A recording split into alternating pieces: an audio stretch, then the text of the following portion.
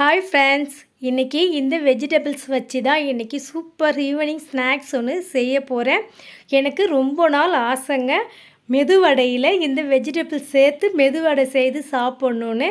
அந்த வெஜிடபிள் மெதுவடை இன்றைக்கி தாங்க செய்து சாப்பிட போகிறேன்.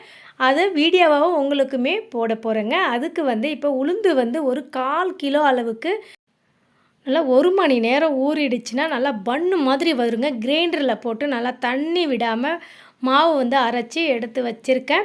இப்போ இது கூட அந்த எடுத்து வச்ச வெஜிடபிள்ஸை ஒன்று ஒன்றா சேர்த்துட்டு மெதுவடை செய்கிறதுக்கு மாவை தயார் பண்ணிடலாம். இப்போ கோஸ் எடுத்துருக்கேங்க, 1 கப்பு நல்லா துருவி எடுத்திருக்கேன்.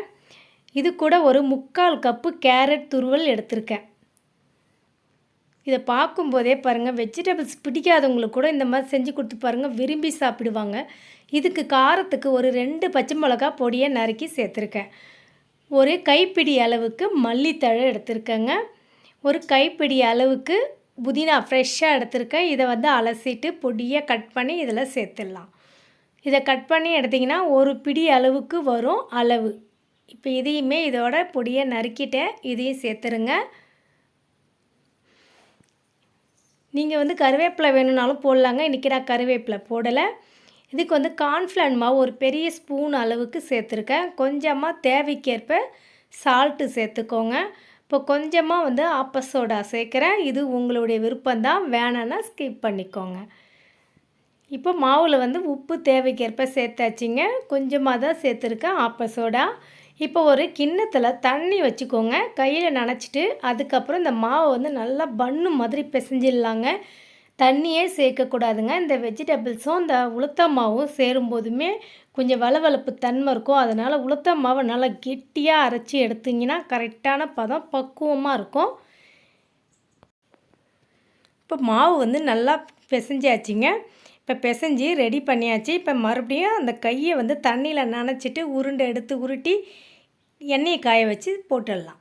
இப்போ பாருங்கள், இந்த அளவுக்கு எடுத்திங்கன்னா கரெக்டான இருக்கும். உங்களுக்கு இப்போ சைஸு எந்த அளவுக்கு தேவையோ அந்த அளவுக்கு உருண்டை எடுத்துக்கோங்க. இப்போ வானலில் எண்ணெய் ஊற்றி காஞ்சிக்கிட்டு இருக்குதுங்க. இப்போ நல்லா எண்ணெய் காஞ்சிடுச்சு. இப்போ தண்ணியில் கையை நனைக்கணும். நனைச்சிட்டு எடுத்திங்கன்னா கையில் ஒட்டாமல் வரும். இப்போ இந்த மாதிரி லைட்டாக ப்ரெஸ் பண்ணிக்கோங்க. நடுவில் ஒரு விரலால் ஹோல்ஸ் போட்டுக்கோங்க, ஓட்டை போட்டுக்கோங்க. இது ஓட்டை போட்டு செஞ்சிங்கன்னா இன்னும் டேஸ்ட்டாக இருக்கும். நல்லா புஃப்னு கிளம்பும். இந்த எண்ணெயில் எத்தனை வடை சேர்க்க முடியுமோ அத்தனை வடை சேர்த்துருக்கேங்க. ஒரு 5 வடை சேர்த்துருக்கேன். இது நல்லா வெந்துட்டுருக்கு. அடியில் வெந்ததும் கரண்டியை வச்சு திருப்பி விட்டுருங்க. நார்மலாக செய்கிற மெதுவடைக்கும் இதுக்கும் இன்னும் ஒரு வித்தியாசம் இருக்குங்க. அந்த நார்மலாக மெதுவடைக்கு நீங்கள் தீ அதிகமாக வைக்கலாம்.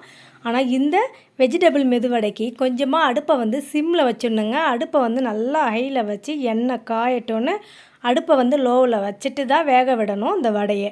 அப்போ தான் அது உள்ளே இருக்கிற வெஜிடபிள்ஸ்லாம் நல்லா வெந்து வந்திருக்கும். இப்போ வடை வெந்துடுச்சிங்க. இப்போ ஒரு பிளேட்டில் டிஷ்யூ பேப்பர் போட்டு தாங்க நான் எடுத்துக்கிறேன். அப்போ தான் அதில் இருக்கிற எண்ணெயெல்லாம் வடிஞ்சிடும். அதுக்கப்புறம் உங்கள் வீட்டு குழந்தைங்களுக்கோ பெரியவங்களுக்கோ கொடுத்தீங்கன்னா எண்ணெய் அதிகம் கையில் இருக்காது. அதனால் டிஷ்யூ பேப்பர் போட்டு இந்த மாதிரி எடுத்து வச்சுக்கோங்க. இப்போ மெதுவடை சுட்டு எடுத்தாச்சிங்க. எவ்வளோ அழகாக இருக்குது பார்த்தீங்களா, நல்லா கலர்ஃபுல்லாக இருக்குது பாருங்கள். இப்போ எப்படி இருக்குன்னு எடுத்து பார்க்கலாம். இந்த மெதுவடை செய்கிறதுக்கு ரொம்ப நேரம்லாம் ஆகாதுங்க. எப்பவும் செய்கிற மெதுவடையிலேயே கொஞ்சம் வெஜிடபிள்ஸை போட்டு செஞ்சு பாருங்கள், ஆரோக்கியமாகவும் இருக்கும். உங்கள் வீட்டு குட்டீஸுங்க வெஜிடபிள்ஸ் எடுத்து ஓரமாக வச்சுட்டு சாப்பிட்ற குட்டீஸுங்களாக இருந்தாலும் இந்த மாதிரி கொடுத்து பாருங்கள், சூப்பராக விரும்பி சாப்பிடுவாங்க. இப்போ வடையில் பாருங்கள், அந்த கோஸு, கேரட்டு, மல்லி, புதினாலாம் சேர்த்ததுனால நல்லா வாசமாகவும் நல்லா சொலையாக அந்த மெதுவடை சூப்பராக இருக்குதுங்க. பார்க்கும்போதே சாப்பிட்ணும் போல் இருக்குங்க. நான் எப்படா சாப்பிடுவேன்னு இருக்கேன், வெயிட் பண்ணிகிட்ருக்கேங்க. அந்த அளவுக்கு ருசியாக இருக்குங்க இந்த வெஜிடபிள்ஸ் மெதுவடை. நீங்களுமே வீட்டில் ட்ரை பண்ணி பாருங்கள். ட்ரை பண்ணி பார்த்துட்டு உங்களுடைய ஃபீட்பேக்கு கமெண்ட் பாக்ஸில் கமெண்ட் பண்ணுங்கள் ஃப்ரெண்ட்ஸ். இந்த வீடியோ பிடிச்சிருந்தால் லைக் பண்ணுங்கள். இந்த மாதிரி விதவிதமான ரெசிபியை நீங்களும் தெரிஞ்சுக்கணுன்னா இந்த சேனலை சப்ஸ்கிரைப் பண்ணி பெல் ஐக்கான் கிளிக் பண்ணி ஆள் கொடுத்துருங்க. இந்த மாதிரி வித்தியாசமான டேஸ்டான ரெசிபியோட அடுத்த வீடியோவில் சந்திக்கலாம். Bye by.